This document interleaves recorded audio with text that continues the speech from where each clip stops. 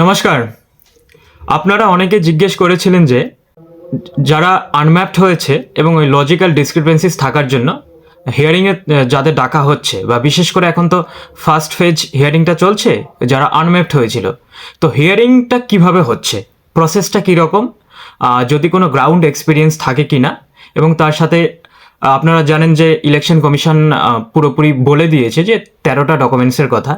তো আপনারা বলেছিলেন যে ওই হিয়ারিং গ্রাউন্ডে যেখানে হিয়ারিং নেওয়া হচ্ছে, ইআরওরা যেখানে হিয়ারিং করছেন, সেখানে কি ওই মাত্র 13টা ডকুমেন্টসকেই প্রাধান্য দেওয়া হচ্ছে, না তার বাইরে আরও অন্য কিছু ডকুমেন্টস নেওয়া হচ্ছে, গ্র্যান্ট করা হচ্ছে, এবং ওভারঅল যে হিয়ারিংয়ের যে প্রসেসটা, মানে সেখানে কীরকমভাবে প্রশ্ন জিজ্ঞেস করা হচ্ছে, ডকুমেন্টসগুলো কীভাবে ভেরিফাই করা হচ্ছে, এই সব সকল প্রশ্নগুলি আপনারা করেছিলেন। তো আপনাদের জন্য আমি পার্সোনালি দুদিন আগে আমার যে এলাকায় হিয়ারিং হয়েছিল বিডিও অফিসে, সেখানে আমি উপস্থিত ছিলাম, এবং পুরোপুরি যে বিষয়গুলো, আমাদের পাড়া থেকে অনেকেই গেছিলেন এই হিয়ারিংয়ের জন্য, তারা আনম্যাপড হয়েছে। তো সেখান থেকে যা গ্রাউন্ড এক্সপিরিয়েন্স পেয়েছি, এই টোটাল সম্পূর্ণ কিছু আজকে এই ভিডিওতে আপনাদের কাছে তুলে ধরতে চলেছি। তো একটাই রিকোয়েস্ট, ভিডিওটা টানবেন না, পুরোপুরি দেখবেন, যাতে আপনাদের যা যা প্রশ্নগুলো ছিল সম্পূর্ণ কিছুর উত্তর ঠিকঠাকভাবে পেয়ে যেতে পারেন। তো চলুন শুরু করছি।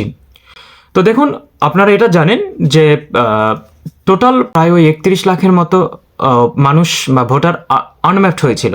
তো তাদের কিন্তু নোটিশ অটোমেটিক ইস্যু হয়ে গেছে, এবং ফার্স্ট ফেজের যে হিয়ারিং সেটা কিন্তু চলছে। তো এর মধ্যে আপনাদের শুধু রিকোয়েস্টে আমি যেখানে হিয়ারিং, আমার এলাকায় যেখানে হিয়ারিং হয়েছিল বিডিও অফিসে, সেখানে আমি একদিন গিয়েছিলাম, কারণ পাড়ার কিছু লোকের ওই প্রবলেম হয়েছিল, তারা একটু বলেছিল যে থাকতে, মানে কী কী ডকুমেন্টস আদৌ তাদের কাছে রাখবে এই জন্য। তো দেখুন, হিয়ারিংয়ের যে প্রসেসটা, সেখানে প্রায় ওই একজন ইআরও, তো এখানে ইআরওরা কারা হচ্ছেন, তো আমি যেটা দেখেছি যে WBCS গ্রুপ সি বা গ্রুপ ডি অফিসার হতে পারেন, এবং মিসলেনিয়াস সার্ভিসের কিছু অফিসারও হতে পারেন, এবং গ্রুপ এর অফিসাররা। এই যে WBCS অফিসার বা মিসলেনিয়াস যারা অফিসাররা রয়েছেন বিভিন্ন পোস্টে, তাদেরকে ইআরও বানানো হয়েছে। এবং আমার যে এলাকায় যেখানে হিয়ারিং হয়েছিল, যিনি হিয়ারিংটা নিচ্ছিলেন তিনি একজন ফিশারিজ অফিসার, উনি ইআরও হিসেবে ওনাকে ইলেকশন কমিশন দায়িত্ব দিয়েছেন। তার সঙ্গে 3টে বোর্ড হয়েছিল, যে আরেকটাতে ছিল আমাদের যে ব্লক, সে ব্লকের যে মাননীয় জয়েন্ট বিডিও, তিনি ইআরও হয়েছিলেন। আর একজন সেখানে দেখেছিলাম WBCS গ্রুপ সি অফিসার, ওনাকে ইআরও বানানো হয়েছিল। তো এই যে 3টে, মানে এক জায়গায় 3টে গ্রুপ করে 3 জায়গায় হিয়ারিংটা হচ্ছিল। ধরুন যে এক বুথের আরেক জায়গায়, বিভিন্ন বুথ থেকে প্রায় প্রতিদিন 250 থেকে 300 জন লোককে ডাকা হচ্ছিল। সেই অনুযায়ী কারো মানে স্লট টাইম সেখানে ফিক্সড করে দেওয়া ছিল, যেমন কারো 9টা থেকে 12টা, কারো 12টা থেকে 2টো, 3টে থেকে 5টা, এরকমভাবে স্লট করা ছিল। তো সেই হিসেবে ওখানে গিয়ে 3 জায়গায় ডকুমেন্টস ভেরিফিকেশন করার মাধ্যমে নোটিশটাকে জমা করতে হচ্ছিল, ওনারা সিরিয়াল বাই সময় মতো ডেকে নিচ্ছিলেন। তো এইভাবে প্রথম আর কি শুরু হয়। তো এখানে সবচেয়ে বড় কথা, যে আপনারা যেটা জিজ্ঞেস করেছেন যে হিয়ারিংয়ে কি আদৌ কি সাংঘাতিক একটা ব্যাপার হচ্ছে, যে ওখানে কি বলবো না বলবো একটা ভয়ের বিষয় থাকছে, তো কিভাবে উত্তর করতে হবে এই বিষয়টি নিয়ে। তো আমি পুরোপুরি গ্রাউন্ড এক্সপিরিয়েন্সটা আপনাদের সঙ্গে শেয়ার করছি। তো আগে তো একটা পয়েন্ট আমি বলে দিয়েছি। তো এবার দেখুন, আপনারা প্রথম পর্যায়ে যেখানে যেতে হচ্ছে আপনাদের, সেখানে আমি যেটা দেখেছি, যে ধরুন যে আপনারা যদি আনম্যাপড হয়ে থাকেন, মানে কারো সম্পর্ক দেখাতে পারেননি, সেটা বাবা মা হতে পারে, ঠাকুর দাদা বা ঠাকুমা হতে পারে, তাদের কারোই সম্পর্ক, ইভেন নাথিং, সম্পূর্ণ ব্ল্যাঙ্ক রেখে দিয়েছেন। তো সেই ক্ষেত্রে ওনারা তো অবভিয়াসলি চাইছেন যে আপনাদের কোনো, মানে যেটা আমি দেখেছি, যে একটা ডকুমেন্টস চেয়েছেন, সেটা হতে পারে ওই আপনার বার্থ সার্টিফিকেট হতে পারে, বা স্কুলে পড়েছেন কি না। আর আরেকটা কথা এখানে ইম্পর্টেন্ট, আমি আপনাদের অনেকবার বলেছিলাম অন্য ভিডিওগুলোতে, যে ইলেকশন কমিশন বলেছে বোর্ডের সার্টিফিকেট, তার মানে আপনি মাধ্যমিক, উচ্চ মাধ্যমিক, গ্র্যাজুয়েশন করেছেন, এগুলো করেছেন, তো সেখানকার সার্টিফিকেট এটা বলেছিল। আমি আপনাদের বলেছিলাম যে আরে বাবা, ওটা তো সবাই পড়েনি, ওটা একটা ক্রাইটেরিয়া, কিন্তু যারা হিয়ারিং করছেন তারা দেখবেন যে অনেক ডকুমেন্ট এক্সট্রা চাইছেন। হ্যাঁ, এটাই সত্যি হয়েছে, ওনারা বলছেন যে ওসব কিছু নেই, আপনার কাছে নেই, ঠিক আছে, আপনারা মিনিমাম তো 1-2 পড়েছেন, সেটার সার্টিফিকেট দেখান, দ্যাটস এনাফ, ওনারা বলে দিয়েছেন।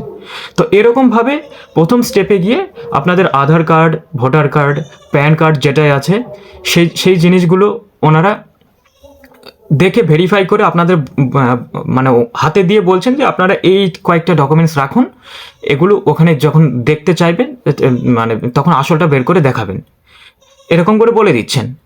এবার যখন আপনাদের নাম ডাকা হচ্ছে বা যাদের নাম ডাকা হচ্ছে ওখানে ওনাদের যেতে হচ্ছেন, ওখানে যাওয়ার পর একটা একটু ভয়ই বলতে কি, দেখুন মানুষের মধ্যে কিন্তু আতঙ্ক একটা বিরাজ করছে। আর ইলেকশন কমিশন থেকে যারা শুনানি করছেন তাদেরকে আই থিঙ্ক, আমি যেটা বুঝতে পেরেছি, ওনাদেরকে পুরো গাইডলাইন দেওয়া রয়েছে। ওনারা আমার যেই এলাকায় সেখানে যেভাবে হিয়ারিং হয়েছে সেটাই আমি বলছি। তো ওই যে একজন ইআরওকে কেন্দ্র করে 3-4 জন 4-5 জন যারা অফিসাররা রয়েছেন তারা শুনানি করছেন, তারা একদম শুনানিই করছেন, শুধু ডকুমেন্টস দেখে ছেড়ে দিচ্ছেন না, যেটা আমি দেখেছি। ওনারা দেখুন খুব ভালো ব্যবহার করছেন, অ্যান্ড যারা বয়স্ক রয়েছেন তাদেরকে যেরকম সম্বোধন করা উচিত সেরকমই করছেন। কাউকে দিদি বলছেন যে দিদি আপনার এই ডকুমেন্টস, আপনাদের কি বার্থ সার্টিফিকেট রয়েছে, আপনাদের কি স্কুল সার্টিফিকেট রয়েছে, বা ধরুন যে আপনি ক্লাস 1 পড়েছেন, 2 পড়েছেন, 3 পড়েছেন, যেটাই পড়ুন না কেন, কিছু তো রয়েছে, দিন ওটা। ইভেন মানুষ তো অনেকে কি দিয়েছে বলুন তো, আধার কার্ডটা দিয়েছে ঠিকঠাক, যারা আনম্যাপড হয়েছে, যারা একদমই কিছুই দেখাতে পারছে না, আধার কার্ডটা সবাই রয়েছে, সবাই দিয়ে দিয়েছে, প্যান কার্ডটা দিয়ে দিয়েছে, ভোটার কার্ডটার জেরক্স করে দিয়ে দিয়েছে, তার সঙ্গে ধরুন যে আর কিছু রেশন কার্ড, হ্যাঁ রেশন কার্ডটা সবার রয়েছে, সেটাও দিয়ে দিয়েছে।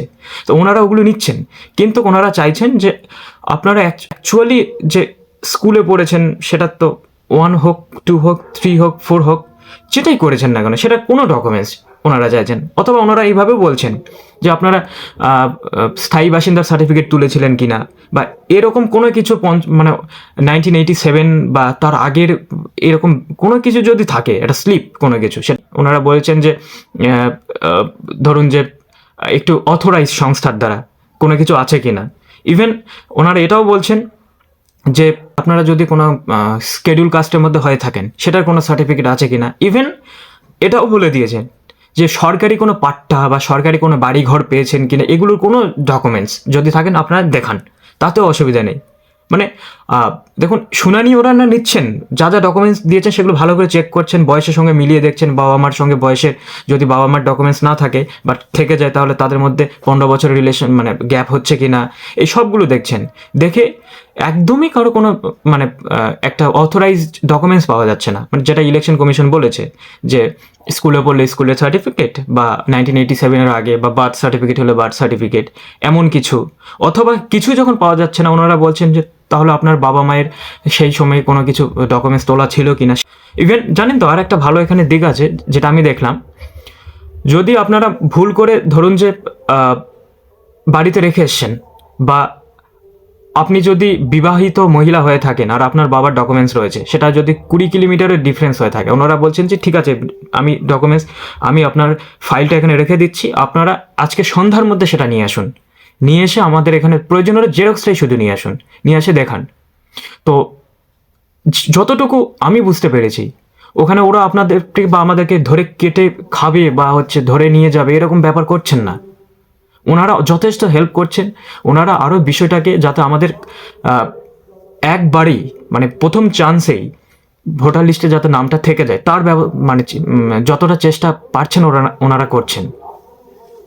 কারণ আমি যতটুকু দেখলাম যে এরকম একটা রিলেশন ওনারা আরও চাইছেন যে যাতে আপনাদের এইসব সমস্যার সমাধান তাড়াতাড়ি হয়। ইভেন একজন মানুষ, ওনারা যে 4-5 জন মানুষ রয়েছেন ওখানে, আমি তো দেখে অবাক হয়ে গেছি। ঠিক একই কথা, দিদি আপনার ডোমিসাইল সার্টিফিকেট রয়েছে, আপনার বার্থ সার্টিফিকেট রয়েছে, আপনার স্কুল সার্টিফিকেট, এইভাবে বলতেই আছেন প্রত্যেকটা মানুষকে। আমি এখানে একটা বাচ্চাকে যদি টিউশন পড়াই, 1 ঘন্টা বলার পরে আমার শরীরে এনার্জি থাকে না, আর ওখানে গিয়ে দেখছি ওনারা সেই সকাল 9টা থেকে শুরু করে 5টা পর্যন্ত মানে কন্টিনিউয়াসলি প্রত্যেক ব্যক্তিকে ঠিক এভাবেই শুনানি করছেন। এটা একটা অভূতকর ব্যাপার। আর ওনারা সব থেকে বড় পয়েন্ট এখানে, যা ডকুমেন্টস যদি কারো কিছুই না থেকে থাকেন ওনারা সেটাও নিচ্ছেন, কোনোদিন বলেননি যে নেব না, এরকম কেউ কোনোদিন বলেননি। ওখানে, ওটাও নিচ্ছেন যতটা পারছেন, এবং বারবার সবাইকে বলছেন যে যদি কিছু থেকে থাকে, যদি কিছু স্কুলের 1 পাস হোক, আর যদি সার্টিফিকেট নাও থাকে, রেজিস্ট্রারি আপনার যে হাজিরা খাতা সেখানে তো নাম ছিল, সেটারও একটা জেরক্স নিয়ে আসুন। তো এইরকম হয়ে গেছে, মানে যতটা পারা যায় এখানে ওনারা করার চেষ্টা করছেন। ইভেন সবার ব্যবহার খুব ভালো, অনেকটা জায়গাটা অনেকটা ডিসিপ্লিন অর্ডারেই রয়েছে। আপনারা ও সব কিছু রেডি করে একটা জায়গায় দিচ্ছে, হল রুম রয়েছে বা কিছু রয়েছে, বসার জায়গা রয়েছে, সেখানে বসে আছেন, সময় মতো আপনাদের ডেকে নিচ্ছে, গিয়ে খুব ভালোভাবে শুনানি করানো হচ্ছে। তারপরে তো শুনানি করানোর পর শেষ বেলায় গিয়ে যিনি এই আরও মেন অফিসার ইলেকশন কমিশন, উনি গিয়ে শুধু আপনার যে অথেন্টিক যে ডকুমেন্টস সেটা একটুখানি অরিজিনালটার সঙ্গে মিলিয়ে নিচ্ছেন, নেবার পরে ওটা যারা ওখানে টেকনিশিয়ান টিমস রয়েছে তাদের কাছে ফরওয়ার্ড করছেন। ওনারা আপনাদের একটা ফটো তুলে নিয়ে তার সঙ্গে যে আপনারা যেমন আধার কার্ড বা 1987 আগে কোনো ডকুমেন্টস বা যেটা ইলেকশন কমিশন থেকে বলা মেন ডকুমেন্টস, সেটাকে ফটো তুলে ওনাদের ওই অ্যাপটাতে ফরওয়ার্ড করছেন, মানে অ্যাপটাতে মানে ওটাকে পুরোপুরি আপডেট করে দিচ্ছেন। দেওয়ার পর আপনাদের বলছেন ঠিক আছে আপনারা আসুন। ঠিক শুনানিটা এভাবেই হচ্ছে। আর এখানে একটা কথা যেটা বলা ছিল যে দেখুন, ইলেকশন কমিশন থেকে যে 13টা ডকুমেন্টসের কথা বলেছে, এই রকম রিলেটেড যে কোনো ডকুমেন্টস দিলেই কিন্তু আপনাদের কোনো অসুবিধা হবে না। কারণ এই যে ডকুমেন্টসের ক্রাইসিসটা সবারই হয়। ইলেকশন কমিশন কেন 13টা করেছে জানেন তো? যাতে ফ্রড না হয়। মানে এখন ওখানেই যদি মেন রুলসটাতেই যদি এরকমভাবে যদি একটা কোনো ফল্ট থেকে থাকে তাহলে তো আরও তো সেখানে ফল্ট করার জায়গা থাকবে। ওই জন্য ওনারা ওই 13টা মাত্র ডকুমেন্টসের কথা বলেছেন। এর আন্ডারে হিয়ারিং অফিসাররা যা যা অ্যাপ্রোপ্রিয়েট মনে করছে সেটাকে ওনারা গ্র্যান্ট করছেন, এটা কোনো ব্যাপার নেই। তার মানে আপনাকে বোর্ডের থেকে সার্টিফিকেট দিতে এমন কোনো কথা নয়। আপনি এখানে 1 পড়েছেন, 2 পড়েছেন, 3 পড়েছেন, যে পড়েছেন যেটা দেখাতে পারবেন সেটাও হবে। ধরুন যে আপনাদের কাস্ট সার্টিফিকেট রয়েছে অনেক পুরনো, তাও হবে। এবং ওনারা এটাও বলছেন যে 2002-এ যদি নামও না থেকে থাকে, ধরুন যে আপনাদের অন্য এক সময় কোনো সময় নাম ছিল, তাহলে তারই একটা কোনো জেরক্স থাকলে সেটাও দেখান, মানে এরকম কিছু। আর ওনারা পাসপোর্টটাকে বেশি মানে মান্যতা দিচ্ছেন। ওনারা বলছেন যে পাসপোর্টটা যদি থাকে তো করুন। এবং ওনারা এটাও বলছেন যে কালকে মানে আজকে হিয়ারিং হচ্ছে, তো আপনারা যদি কালকেও করে থাকেন তাও দেখান, কোনো অসুবিধা নেই। তবে হ্যাঁ, ওনারা একটা জিনিস খতিয়ে দেখছেন যে ডকুমেন্টসগুলো কিন্তু সবগুলো বেশ ভালোভাবে খতিয়ে দেখছেন ওনারা। তো আপনাদের কাছে একটা রিকোয়েস্ট এটাই যে এই যে হিয়ারিং প্রসেসে আপনাদের যা কিছু আছে সেটাই দেবেন। বেশি চালাকি করে, বেশি বুদ্ধি করে গিয়ে কোনো একটা ফলস ডকুমেন্টসকে ফটোশপের মাধ্যমে ওনাদের কাছে ফরওয়ার্ড করবেন না। কারণ দেখুন, ইলেকশন কমিশন একটা সাংবিধানিক বডি। আমরা যদি শিক্ষিত হয়ে যদি ফ্রড করি তাহলে এর থেকে বড় আর দুঃখের কিছু হয় না। আর ফ্রড করার ব্যাপারটা নয়, ওনারা ওগুলো এআই টেকনোলজির প্রসেসের মাধ্যম থেকে শুরু করে ইভেন প্রয়োজন হলে ওটাকে কিন্তু ভেরিফাই করিয়ে নেবে, তখন আপনারা বিপদে পড়বেন। তো সুতরাং যেটা অথেন্টিক, যদি কিছুই না থেকে থাকে, ওই আধার কার্ড যদি থেকে থাকে তাই দিয়ে করবেন, কোনো অসুবিধা নেই, কোনো প্রবলেমের কারণ নেই, কোনো ভয়ের কারণ নেই, আপনাদের নাম থেকে থাকবে, অসুবিধা নেই। তো এই যে প্রসেসটা আপনাদের এত রিকোয়েস্টের মানে করছেন, মেসেজ করে করে বলছেন যে অ্যাকচুয়ালি গ্রাউন্ড লেভেলে কী হচ্ছে সিচুয়েশনটা, তো আমি এই ভিডিওর মাধ্যমে পুরোটা শেয়ার করলাম। সুতরাং আজকে এই পর্যন্তই। সবাইকে ধন্যবাদ।